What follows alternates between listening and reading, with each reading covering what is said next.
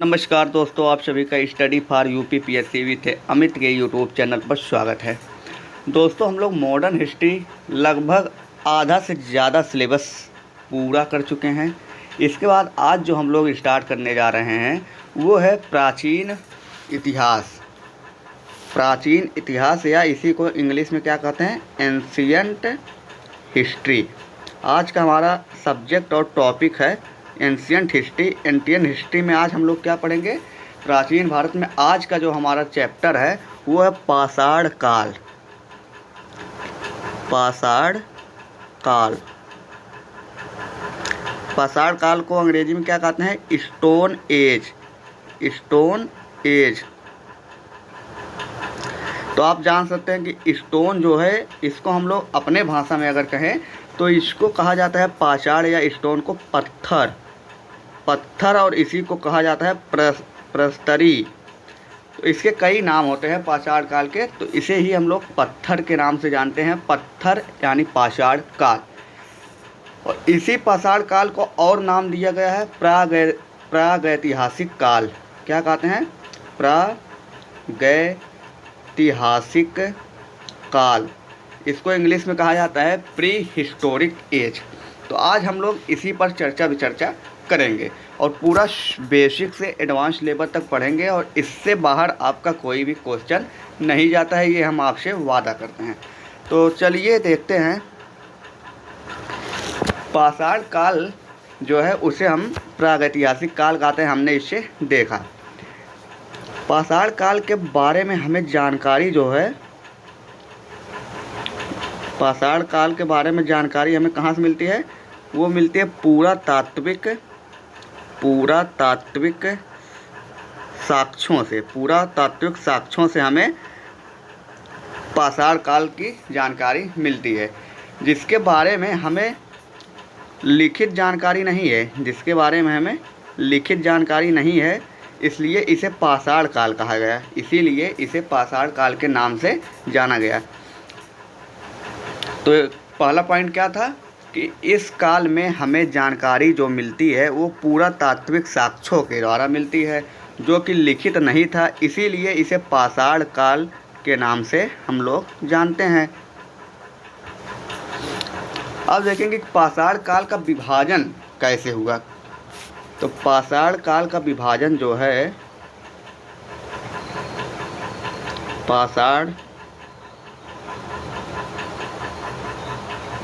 पाषाण काल का विभाजन मुख्यतः 3 भागों में होता है। मुख्यतः 3 भागों में होता है। कौन कौन से, पूरा पाषाण काल, पूरा पाषाण काल, इसे ही इंग्लिश में कहते हैं पैलियोलिथिक एज। दूसरा है मध्य पाषाण काल, मध्य पाषाण काल, इसे मेसोलिथिक एज कहा जाता है। और लास्ट जो है तीसरा, उसे हम लोग कहते हैं नवपाषाण काल। नवपाषाण काल, नवपाषाण काल, जिसे नियोलिथिक एज कहा जाता है। तो पाषाण काल का विभाजन 3 भागों में होता है, पूरा पाषाण काल, मध्य पाषाण काल और नवपाषाण काल। इस विभाजन का आधार जो है वो जलवायु परिवर्तन और इस काल के मनुष्य द्वारा प्रयोग में लाए गए उपकरणों का आकार, प्रकार व बनावट था। अब चलते हैं इसके बाद आगे हम लोग। अब देखेंगे पूरा पाषाण काल। पूरा पाषाण काल,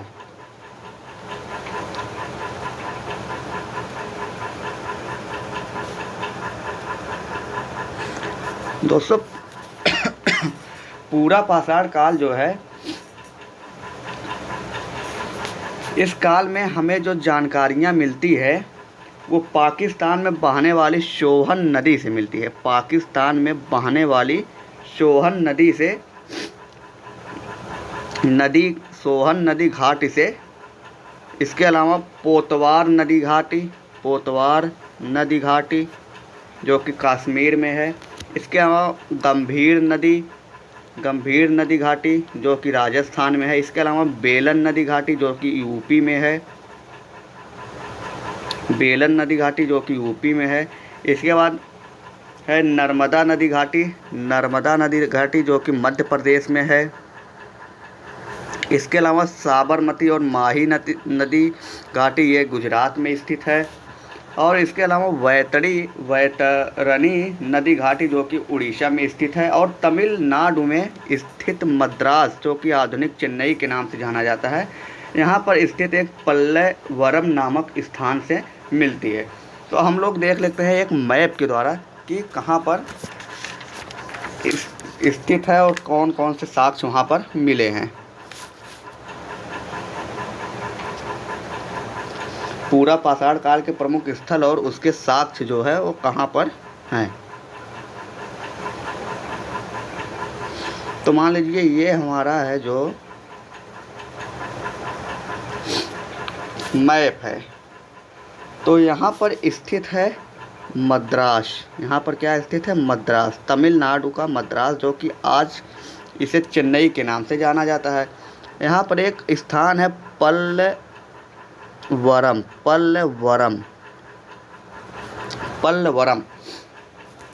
इस स्थान पर 1863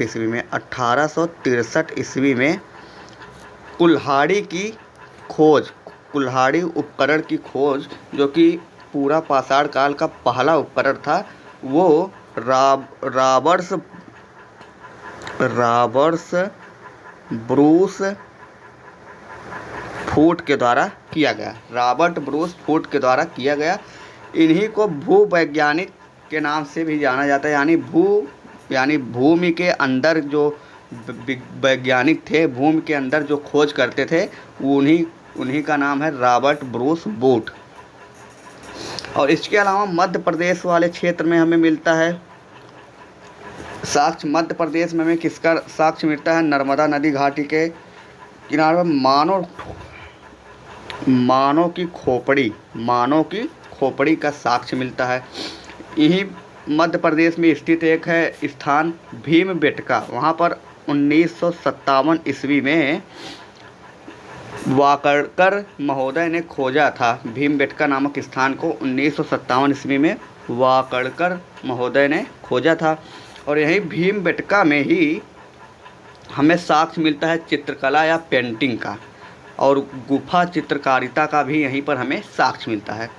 यहीं पर हमें शिकारी के चित्रों का लाल व हरे रंग से चित्र बनाए हुए देखा गया सबसे पहले भीमबेटका पर। इसके अलावा हम लोग अब देखेंगे यूपी वाले क्षेत्र में हम लोग देखेंगे बेलन नदी घाटी पर हमें एक जो है मिलता है साक्ष्य, वो है मात्र देवी की प्रतिमा जो कि हड्डी की बनी हुई थी। बेलन नदी घाटी पर हमें यह मिलता है। और वो भी बेलन नदी घाटी में प्रयागराज के लोहदा नाला नामक स्थान पे यह प्रतिमा हमें देखने को मिलती है। इसके अलावा हम लोग अगर राजस्थान में जाते हैं तो यहाँ पर राजस्थान में एक है गंभीर नदी घाटी, वहाँ से मिलती है। गुजरात वाले क्षेत्र में हमें साबरमती और माही नदी घाटी के किनारे कुछ साक्ष्य मिलते हैं जो कि उतने इम्पोर्टेंट नहीं है। इसके अलावा हमारा कश्मीर में एक पोतवार नदी घाटी है, उसके बारे में भी वहाँ पर भी साक्ष्य मिलता है। और यहाँ पर पाकिस्तान के बलूचिस्तान नामक स्थान पर पाकिस्तान में बहने वाली नदी है, बलूचिस्तान में पाकिस्तान में बहने वाली नदी जो है सोहन नदी घाटी पर हमें चापर और चॉपिंग उपकरणों का साक्ष्य मिलता है। तो दोस्तों अब हम लोग देखेंगे कि चापर क्या होता है और चॉपिंग क्या होता है। दोस्तों चापर वह उपकरण होता है जिसके एक तरफ धार होता है। जैसे मान लीजिए कोई हमारा उपकरण है तो ये एक तरफ इसका धार है, तो ये क्या हो जाएगा? चापर। और चॉपिंग जो होता है, ये दोस्तों एग्जाम में बहुत पूछता है। चॉपिंग जो होता है, चॉपिंग जिसके दोनों तरफ धार हो उसे चॉपिंग कहते हैं। तो दोस्तों हमने यहाँ पर बेसिक बातें जान ली हैं। अब हम लोग अपने पूरे नोट्स पे आते हैं और पढ़ते हैं। तो आज का हमारा जो टॉपिक है दोस्तों वो है पाषाण काल, जिसे हम लोग स्टोन एज या प्रागैतिहासिक काल या प्री हिस्टोरिक एज के नाम से जानते हैं। तो चलिए देखते हैं। पाषाण काल को हम प्रागैतिहासिक काल के नाम से जानते हैं। इस काल के बारे में जानकारी हमें केवल पुरातात्विक साक्ष्यों से मिलती है, जिसके बारे में हमें लिखित जानकारी नहीं मिलती, इसीलिए इसे पाषाण काल के नाम से जाना गया। पाषाण काल का विभाजन जो हुआ है वो इतिहासकारों ने पाषाण काल को पूरा पाषाण काल यानी पेलियोलिथिक एज, मध्य पाषाण काल यानी मेसोलिथिक एज और नव पाषाण काल यानी नियोलिथिक एज में विभाजित किया है।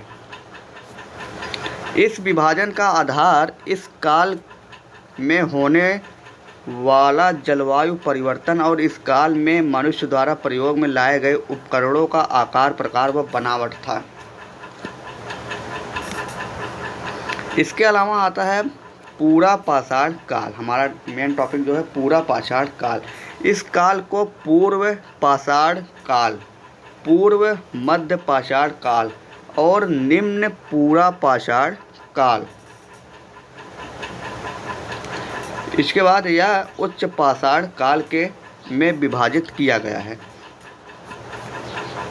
इस काल के बारे में जानकारी हमें पाकिस्तान में बहने वाली सोहन नदी घाटी, पोतवार नदी घाटी जो कि कश्मीर में बहती है, गंभीर नदी घाटी जो कि राजस्थान में बहती है, साबरमती व माही नदी घाटी जो कि गुजरात में स्थित है, नर्मदा नदी घाटी जो कि मध्य प्रदेश में है, बेलन नदी घाटी जो कि यूपी यानी उत्तर प्रदेश में है, वैतरणी नदी घाटी जो कि उड़ीसा में स्थित है और तमिलनाडु के मद्रास में स्थित पल्लवरम नामक स्थान से मिलती हैं।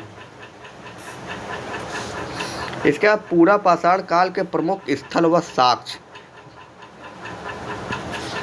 इस काल के बारे में हमें अधिकतर जानकारी नदी घाटियों से मिलती है। पूरा पाषाण का जो है इसमें हमें जो जानकारी मिलती है वो नदी घाटियों से मिलती है। तो सबसे पहला नदी घाटी जो है सोहन नदी घाटी, जो कि हमने अभी पढ़ा कि यह पाकिस्तान में स्थित है और यह सिंधु की सहायक नदी है। यहाँ से चापर या चॉपिंग नामक उपकरणों का साक्ष्य मिलता है। चापर पत्थर का वह उपकरण जिसमें एक तरफ धार हो, हमने अभी बात किया कि जिसके एक तरफ धार हो उसे चापर कहते हैं, जबकि चॉपिंग में दोनों तरफ धार होती है, जबकि चॉपिंग में दोनों तरफ धार होती है। जैसे ये हो गया, ये स्थिति जो है, ये उपकरण जो है एक तरफ इसमें एक तरफ धार है तो ये क्या हो जाएगा चापर, इसमें दोनों तरफ धार है, इसमें दोनों तरफ धार है तो ये क्या हो जाएगा चॉपिंग। अगला पॉइंट हमारा पत्थर के ये उपकरण जो है क्वार्टर जाइट प्रकार के पत्थरों से बने होते थे। तो ये एग्जाम में बहुत बार पूछता है कि पूरा पाषाण काल में जो उपकरण चापर और चॉपिंग के बने थे ये मुख्यतः किस प्रकार के पत्थरों से बने हुए थे। वो थे क्वार्टर जाइट प्रकार के पत्थर। हमारा दूसरा साक्ष्य देखते हैं जो बेलन नदी घाटी जो कि उत्तर प्रदेश में स्थित है वहाँ से मिलता है। इसका साक्ष्य उत्तर प्रदेश के मिर्ज़ापुर, प्रयागराज और प्रतापगढ़ ज़िले से मिलता है। उत्तर प्रदेश के मिर्ज़ापुर, प्रयागराज और प्रतापगढ़ ज़िले से मिलता है। प्रयागराज के लोहदा नाला क्षेत्र में हमें हड्डी की बनी हुई माता देवी की प्रतिमा का साक्ष्य मिला है। हड्डी की बनी हुई माता देवी की प्रतिमा का साक्ष्य मिला है। यह प्रतिमा वर्तमान में कौशाम्बी संग्रहालय में संरक्षित है। यह प्रतिमा जो है माता देवी की इस समय वर्तमान में कहाँ पर संरक्षित किया गया है, कौशाम्बी संग्रहालय में। इसके बाद आता है नर्मदा नदी घाटी। इस नदी घाटी से हमें हथनौरा नामक स्थान से मानव की खोपड़ी यानी ह्यूमन स्कुल का साक्ष्य मिला है। ह्यूमन स्कूल का साक्ष्य मिला है।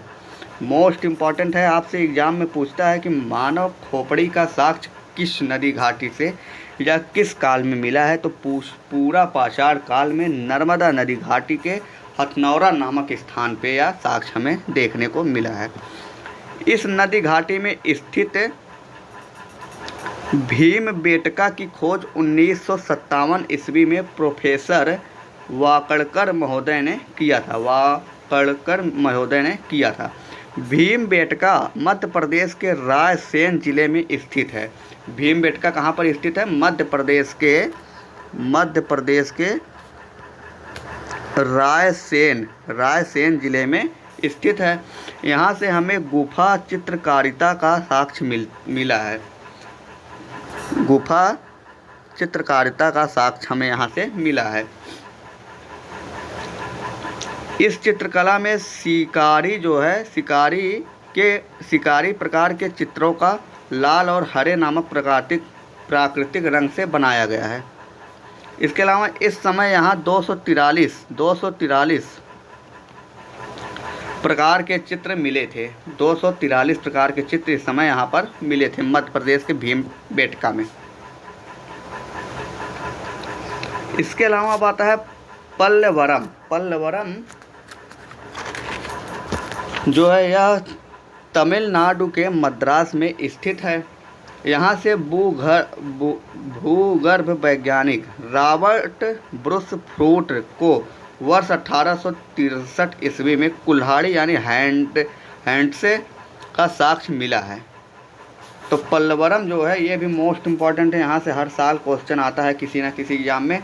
तो यह कहाँ पर स्थित है? तमिलनाडु के मद्रास में स्थित है। यहाँ से भूगर्भ वैज्ञानिक रॉबर्ट ब्रूस फ्रूट को वर्ष 1863 ईस्वी में कुल्हाड़ी का साक्ष्य मिला। इसके बाद जो हम लोग पढ़ेंगे, पूरा पाषाण काल के मानव की जीवन पद्धति क्या थी।